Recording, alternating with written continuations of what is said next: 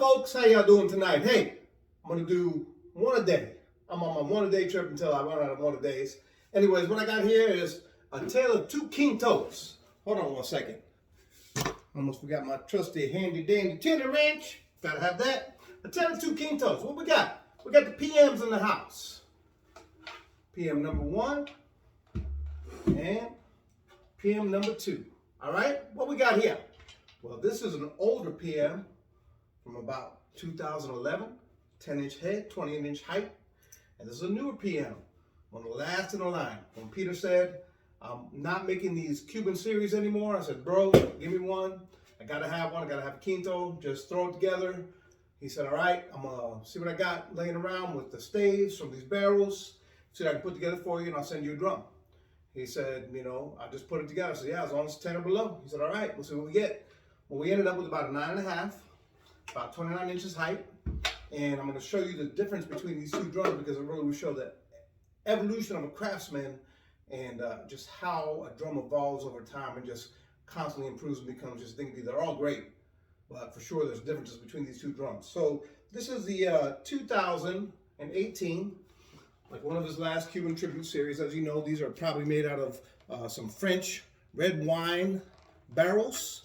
Still a little bit red on the inside. I don't know if you can see that. It's dark on the inside and still has that vino tinto smell. It's got an arma in there, deep in there in the drum, very tight and well placed. And stainless steel hardware that's polished to a high gloss. And the bands are not inlaid, so they are rolled perfectly. And if you see from top to bottom, each one of these bands is perfectly tight. This drum, again, about 29 inches high, about 9.5, made out of oak, and has a little rubber footing on the bottom. And when you see the size of the bottom, you see the difference between the two drums. This over here is one of his earlier drums. I don't know when he started making them, but I would say this is probably about the beginning of production. He can answer that question better than I could, about 2011. Same thing, right?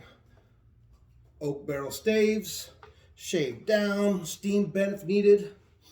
Red wine, the smells dissipate a little bit more on this one than has on the other one. This drum has a unique feature. See that little dot in there? That was his internal muffling system. That will come out. I don't need it. I don't want it. He had the tacked on rubber footies. Very nice, very tight. And you can see again the bands are all just rolled on there. A little bit loose over time. You know, the drum shell is going to contract. It's going to dry out some. This one has a handle. I don't know if it's original to the drum, but I'm going to take it off. I don't like handles, and I'll take out that internal muffler. But same thing, polished stainless steel hardware. This one's about a 10-inch and 28 inches height. Now, this drum is heavier. I haven't weighed them, but I can. Just to give you the spectrum, I say about maybe 2 to 3 pounds heavier than this drum. Probably just the wood, you know, the complexity of the wood, the density of the wood, whatever ended up happening. When I talked to Peter about the drums, he's a great guy. And he's a serious, superior, top-notch level craftsman. You know, he'll tell you that it's so challenging to make these drums because you have a lot of loss. You got to get the staves. You got to match them. You got to bend them right. You got to shave them down, and you lose a lot during the process. But this was kind of one of those kind of lost leader kind of deals, right? I don't think he made a lot of money off them, but he did it for the love of the drum. And that makes people like me, who like to play drums, happy. So let's start with the early drum. They're not super cranked, they're kind of cranked. It's got very nice skins. The skins are about the same thickness. This one might be a little bit thicker. This is a skin I got from my buddy up there. It's a Venezuelan skin from Harold. This skin I don't know, but it looks to be of a similar quality, similar location maybe. Maybe I've had some Robert Felcher skins that look like this. The guy bought from Southern California. I asked about the skin. I don't think it's the original, but it could be. And I know Peter used to use Bill Confer skin, so it could be one of those as well. But for a drum that's from 2011, this looks like a newer skin. All right, here we go. The 10, 28, 2011 PM with the internal muffling system.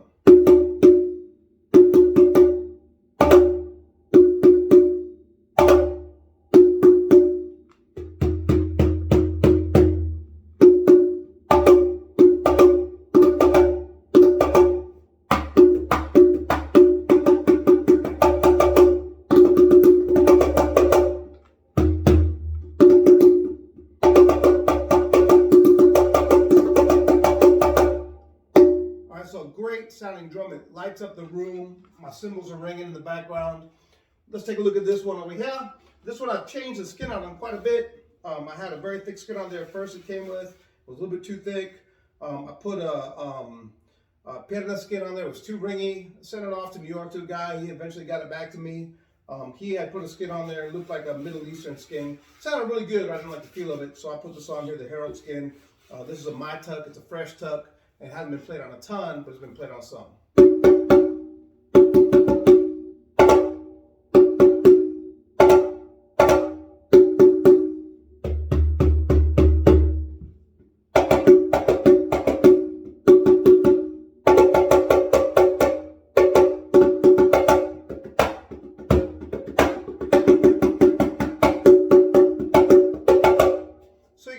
Sound very similar.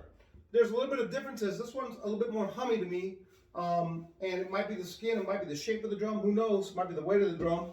This one's a little bit more bitey, has a little bit more bite on it. So let's go ahead and start getting these things up in the quinto ground. One of the things I always look for in a drum is ease of tuning. A one-way drum should tune pretty easily. Quintos obviously are drums that you want to be able to get the maximum potential out of the drum by putting a lot of pressure on the shell. Right, a lot of tension on the shell to get that real nice high-pitched, cutting, but tonal quinto voice. I think to me, the quinto is probably the most unique sounding drum of the ensemble, and definitely, knowing that these drums initially came in sets of 3 that were played for rumbas and in the barrios, Colombia, whatever, prior to them becoming the megaphone pop drums that they are now. They're played in everything. They were used for that purpose, and the quinto, of course, was the drum that stood out above the pack, was played by probably, the eldest or the best drummer in the African tradition, and has the most unique or sound or stands out the most. All right, so I didn't count how many turns I got. I just cranked it until I felt it was tight, and it is tight.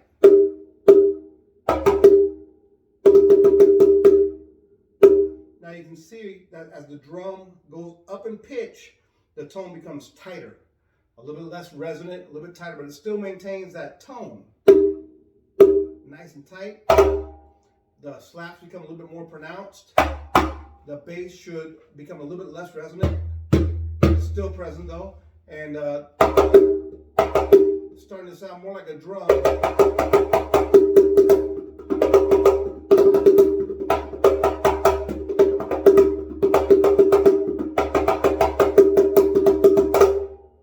Is to speak within the rhythm and to communicate within the rhythm. All right, let's go a couple rounds on this baby right now. This drum tunes easier than this one. The alignment is a little bit tighter. The lugs haven't, bent or pulled out of shape at all. It's a little bit newer, and it's got different washers on there. I don't know if that has anything to do with it, but this drum is one of the smoothest tuning drums I have. You can get it so high, you don't even want to play it there. It's just so high, Yeah. All right, I didn't count, but it feels good. Let's see what we got here.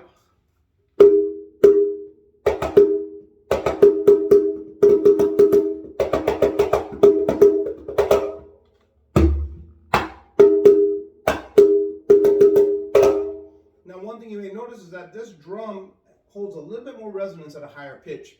That could be because this drum has a muffler in there, could be because of the skin, could be because of the smaller bottom, heavier weight. It's also a bit smaller.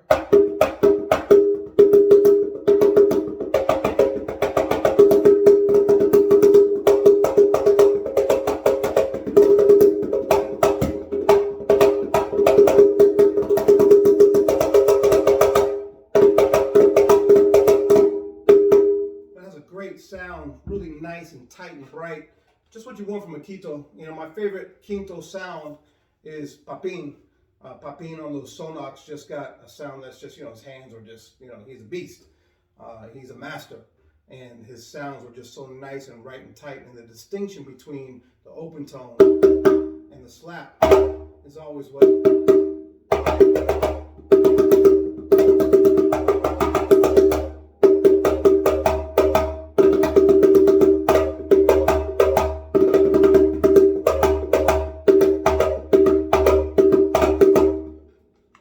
always made me just go like, wow, I just love hearing him play. So let's go ahead, one more round on each drum, and then I'll sign out of here. It'll be a short one tonight. Kind of hot in here. It's been raining a lot in Houston lately, and we've been hitting, instead of the high 90s, low hundreds, we've been hitting the high 80s with lots of humidity.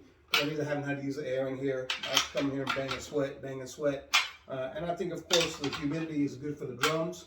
Keeps the wood nice and moist. You know, dryness on your drums is generally what causes shifting of the staves and cracking.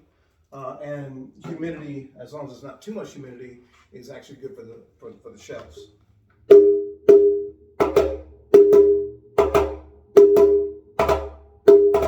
Now you're starting to hear that slap really pronounced.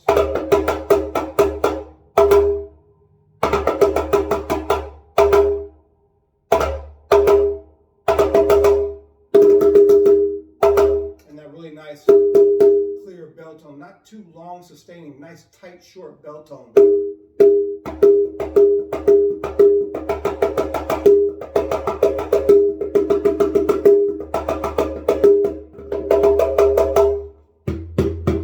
And it still has a little bit of the bass tone. I think this drum will sound a little bit more resonant when the internal muffler's taken out. I think it's a really nice drum. It's a beaut. Peter, thank you for making such beautiful drums. Thank you for spending your time to deliver this art form to those of us who appreciate it and love to enjoy them. So let's go ahead, and this one can crank until you don't want to crank it anymore. Some drums just, you get to a point where it's just like, ooh, now it's too high. And this one gets it very easily. You can see that the ease of tuning on this drum is, for me, it's much better. I don't have to stress to pull it. It pulls tight, it pulls quickly, and it goes really high. So you can already tell it's easier to tune this drum than this drum. I could probably still get some cranks on that and pull it up to this pitch, but this one just, and now you're really almost getting to that point where it's a little too high.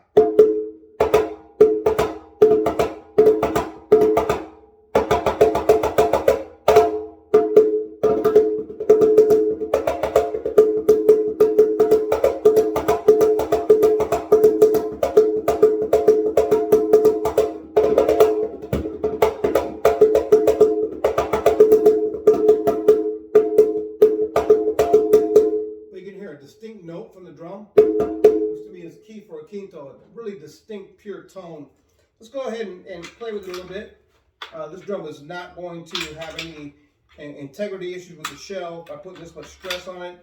Like I said, it's made extremely well. The hardware is super solid. The shell is super solid. It's oak, and it's a drum that I think will last quite some time if well and properly taken care of. Yeah, you can.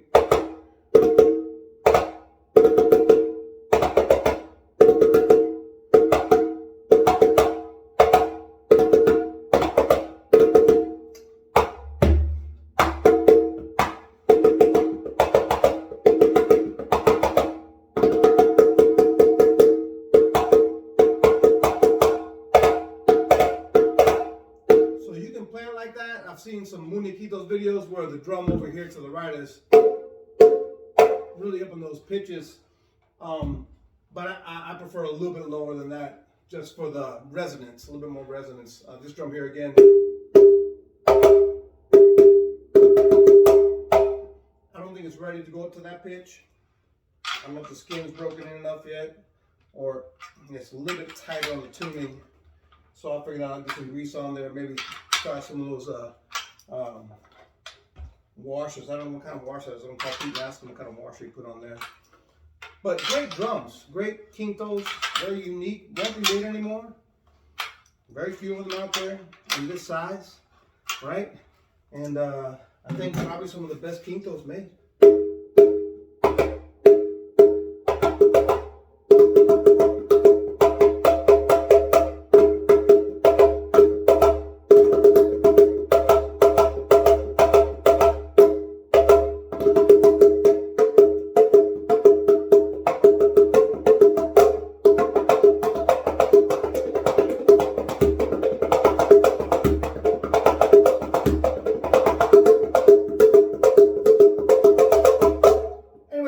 you have it. It's a tale of two quintos tonight. It's PM Nate in the house. Thank you, Peter. I'm enjoying these babies. You out there, have some fun. Hasta la vista.